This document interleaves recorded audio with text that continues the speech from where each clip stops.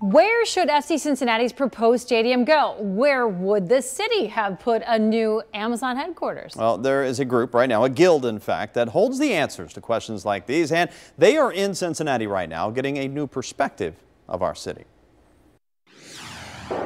I'll admit, video showing a bunch of people in a large hall sitting at tables does not scream excitement. But what any one of these people could bring to the city of Cincinnati and the surrounding region could be the next economic boom. We've got consultants that help companies figure out the best place to locate. Mark Williams is the chair of the Site Selectors Guild.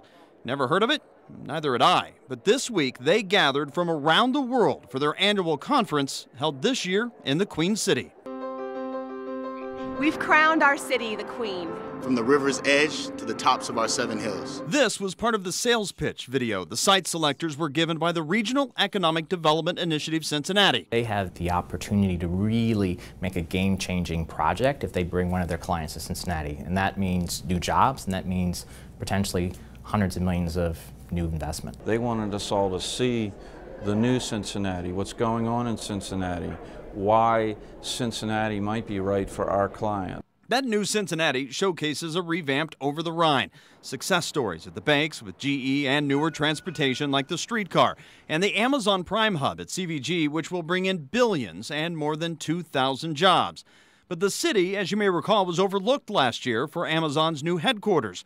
And there's no indication Cincinnati's desire to attract Apples will work out any better. Ed Lloyd says it's not always about the biggest fish in the pond. We're actually working more than 40 projects. Now, Amazon HQ2 is very public. There are a lot of others that are not that size, but let me tell you, a lot of great base hits.